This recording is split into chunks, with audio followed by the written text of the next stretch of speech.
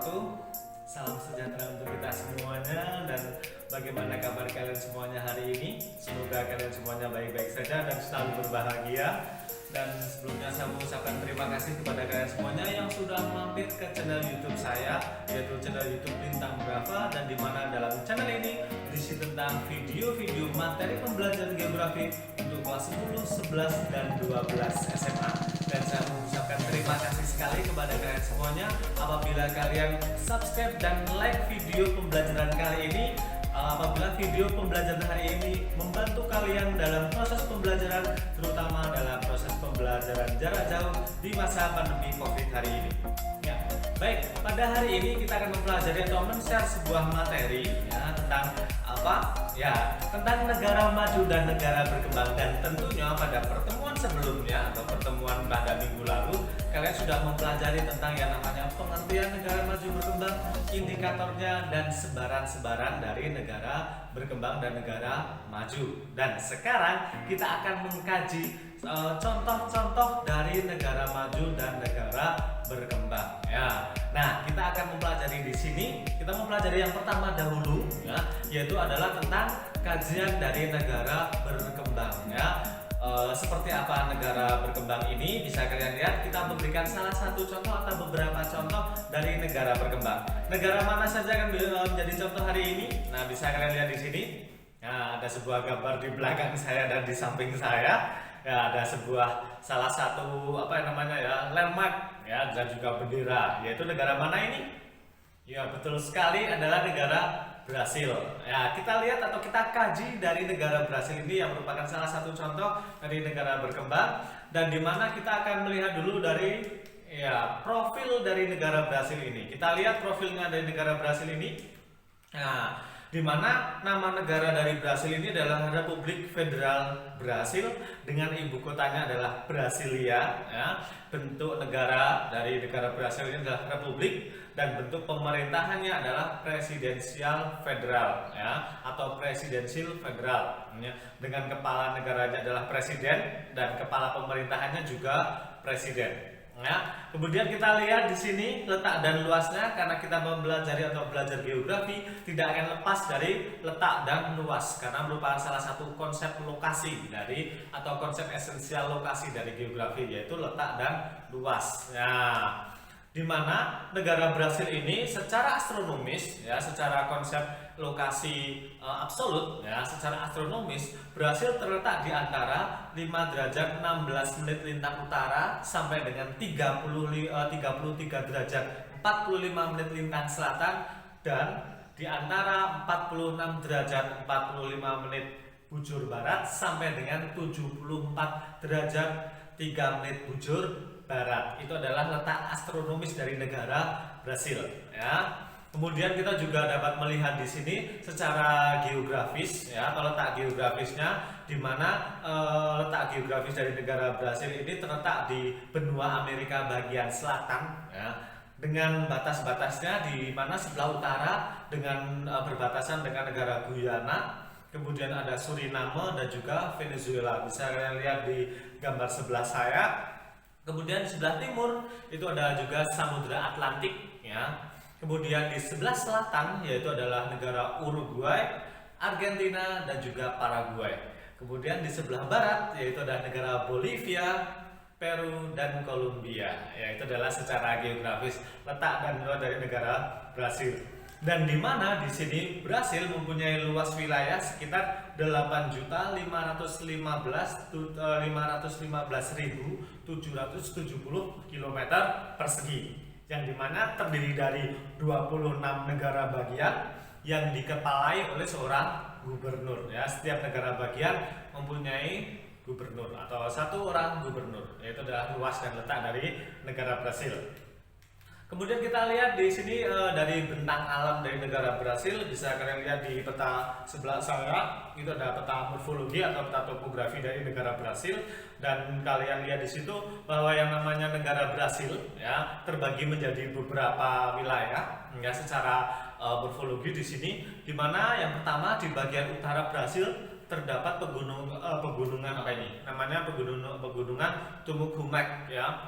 Di bagian tengah terdapat yang namanya Plato Mato Grosso. Kemudian yang kedua, di antara pegunungan Tubuh Gumek dan Plato tadi mengalir Sungai Amazon, ya, yang merupakan sungai terbesar di dunia. Ya. Kemudian yang ketiga, pada dataran tinggi Brasil, ya, terdapat sabana yang disebut Campos, ya, yang terletak di balik pegunungan Pincasso. Ya, bisa kalian lihat di sini pegunungan Pincasso, di mana lembah Parana terletak di sebelah tenggara pegunungan Marrakechu, dan juga sebagian besar wilayah Brasil terletak di daerah tropis, ya, sehingga Brasil memiliki iklim tropik sama seperti Indonesia. Ya. Dan akibat dari pengaruh angin pasat tenggara, daerah pantai Brasil mendapat banyak curah hujan. Itu adalah secara bentang alam dari negara Brasil.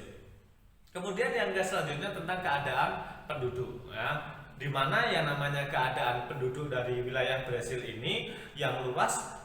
Karena wilayah Brasil yang luas itu mempengaruhi persebaran penduduk yang tidak merata, sama seperti Indonesia yang negaranya luas dan kepulauan, penduduknya tidak merata. Brasil pun demikian.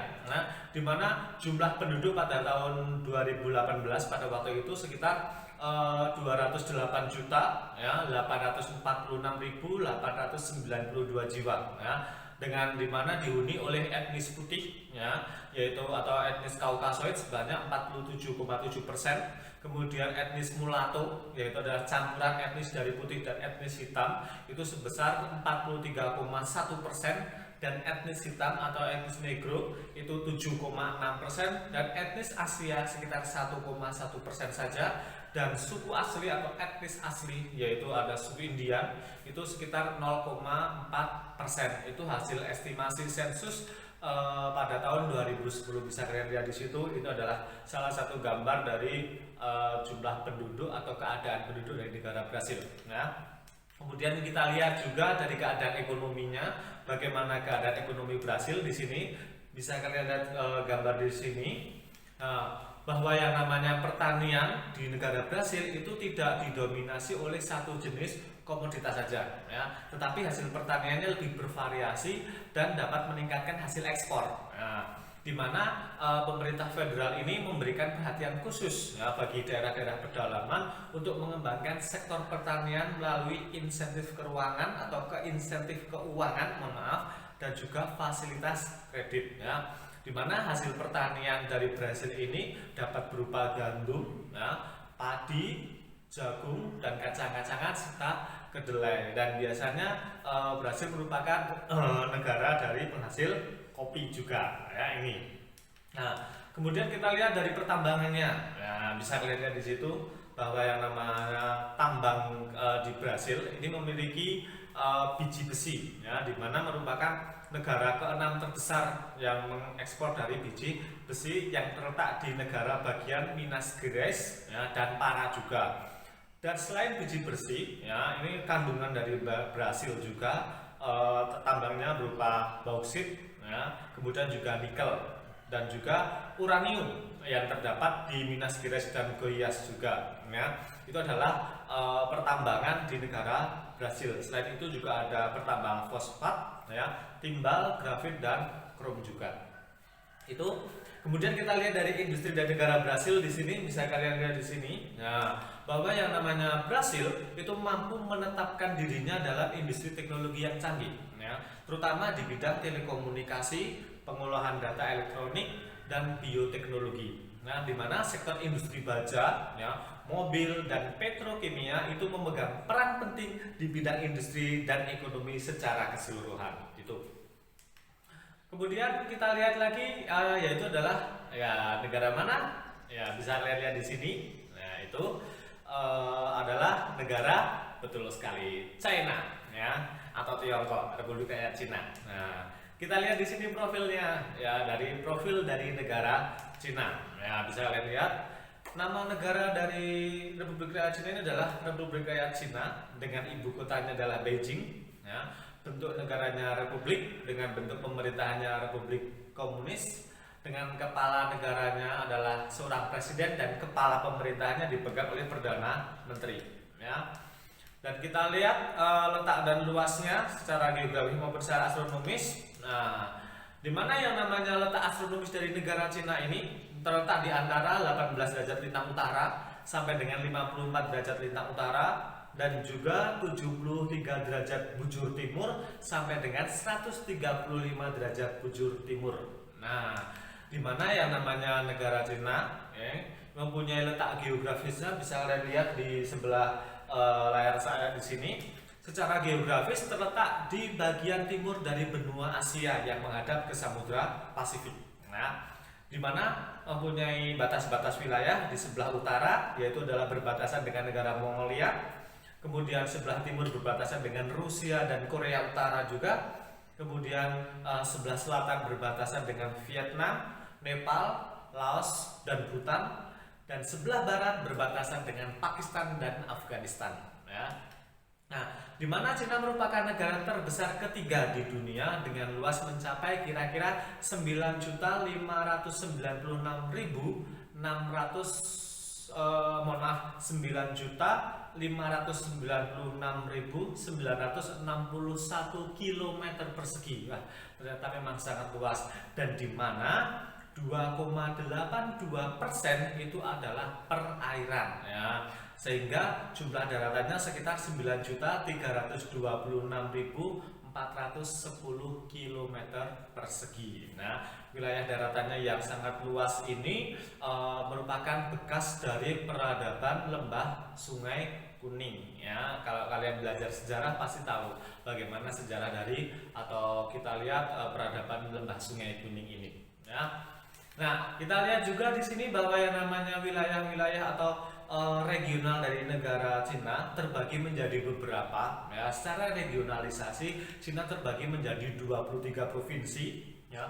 Kemudian terbagi juga menjadi 4 munisipalitas, ya. Apa sih munisipalitas itu? Kita samakan atau istilahnya dengan namanya kota madya, ya. Kemudian juga ada 5 daerah otonomi dan 2 daerah administrasi khusus. Nah, apa saja munisipalitas, daerah otonomi, daerah administrasi khusus ini bisa kalian lihat di sini nanti. Untuk munisipalitasnya, ya, kalian lihat di sini, ya, bisa kalian lihat di peta regionalisasi negara Cina. Ya, munisipalitas atau kota madya dari Cina ini, satu yang pertama adalah Beijing, ya, dengan ibu kotanya Beijing. Kemudian kota Tianjin, ya, dengan ibu kotanya Tianjin. Kemudian kota madya dari Shanghai dengan ibu kotanya Shanghai, dan munisipalitasnya dari Chongqing, yaitu ibu kotanya dengan Chongqing. Bisa kalian lihat di peta itu. Nah, kemudian daerah otonominya mulai dari Mongolia Dalam atau Inner Mongolia dengan ibu kotanya Hohhot. Nah, kemudian ada daerah otonomi Guangxi dengan ibu kotanya Ning. Kemudian daerah otonomi Tibet dengan ibu kotanya Lhasa. Kemudian ada daerah otonomi Ningxia dengan ibu kota Jinchuan, dan juga daerah otonomi Xinjiang dengan ibu kota Urumqi, ya. Kemudian juga ada daerah administratif khusus, yaitu adalah Hong Kong dan Macau, ya, di mana ibu kotanya juga Hong Kong dan Macau. Itu adalah sekilas regionalisasi dari regionalisasi negara Cina, ya. Kemudian kita lihat dari bentang alamnya di sini, ya, bisa kalian lihat petanya. Nah, memang agak luas di situ, bahwa yang namanya bentang alam di negara Cina secara garis besar terbagi menjadi 4 wilayah yang bisa dibilang sangat kontras, ya. Di mana wilayah pertama yaitu adalah wilayah Cina bagian utara, bentang alamnya lebih datar dan berdebu, ya. Kemudian sedangkan Cina bagian selatan bentang alamnya relatif kasar dan terdapat banyak pegunungan, terutama pegunungan Xinling menjadi perbatasan antara bentang alam Cina atau Cina bagian utara dan Cina bagian selatan. Nah, untuk wilayah timur dari Cina ini atau dari Cina utara yaitu Manchuria, sebagian besar terdiri atas lembah sungai yang dikelilingi beberapa pegunungan tinggi. Di antaranya yaitu pegunungan Sikutealin, kemudian ada Kiangan Besar, lembah sungai Huanghu, yang pasti kalian terkenal dengan sejarahnya lembah sungai Huanghu. Kemudian wilayah Cina bagian selatan yaitu terdapat banyak sungai, di antaranya yaitu adalah sungai Mekong, kemudian sungai Salween dan sungai Yanglung, serta juga sungai Yangtze. Ya, ini juga terkenal ketika dalam mempelajari peradaban lembah Sungai Kuning, yaitu adalah sungai Yangtze. Otomatis kalian tahu semuanya, ya. Nah, itu adalah morfologi atau bentang alam dari negara Cina. Kemudian kita lihat di sini tentang yang namanya keadaan penduduk. Ya, di Cina atau negara Cina merupakan negara yang mempunyai jumlah penduduk terbesar ya, di antara negara-negara di dunia. Nah, sebagian besar penduduk Cina adalah suku Han, kurang lebih sekitar 94%. Nah, dan lainnya adalah suku-suku pendatang seperti ada juga suku Mongol, Korea, Turki, dan juga Manchu. Nah, dan sebagian besar penduduk Cina itu berbahasa Mandarin. Nah, dan lainnya menggunakan bahasa Mongolia, bahasa Korea, dan juga bahasa Figur. Ya, kalian bisa berbahasa Mandarin? Ayo kita coba untuk belajar bahasa atau linguistik ya. Oke. Yang selanjutnya di sini kita lihat tentang keadaan ekonomi dari negara Cina. Ya, di mana yang namanya negara Cina ini juga ada dari segi pertaniannya, di mana hasil pertanian Cina terutama beras, gandum, ubi jalar. Ya, pada umumnya hasil pertanian Cina ini tidak dapat mencukupi kebutuhan dalam negerinya, sehingga Cina mengimpor beberapa beras dari negara-negara tetangga seperti Vietnam, Thailand, dan Myanmar. Nah, dan di mana yang namanya Cina ini terutama di lembah Sungai Huangpu banyak ditanam gandum sebagai makanan pokok juga ya. Dan juga di provinsi Sichuan ya, dan Lembah Merah banyak diusahakan yang namanya pertanian ulat sutra ya.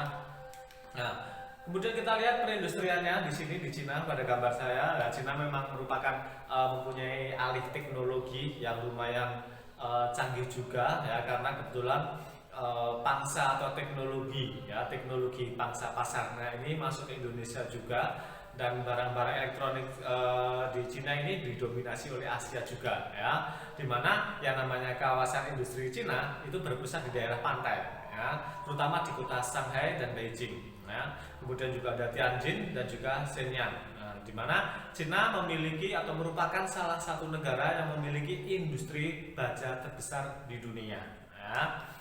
Nah, itu aja dari saya tentang yang namanya negara maju, mohon maaf, negara berkembang ya. Nanti kita akan lanjut lagi tentang yang namanya negara maju. Kita cukupkan tentang negara berkembang ini. Kita memberikan contoh dua saja, yaitu tentang negara Brasil dan negara Cina. Mungkin kalian juga akan menambahkan negara-negara yang lain. Silahkan bisa kalian kaji dengan berbagai sumber informasi. Dan pada pertemuan selanjutnya atau pada video pembelajaran selanjutnya kita akan mengkaji tentang yang namanya negara maju. Seperti apa negara maju dan apa saja negara maju, lanjutkan nanti di media atau di video selanjutnya. Itu aja dari saya. Terima kasih sekali. Saya akhiri. Wassalamualaikum warahmatullahi wabarakatuh.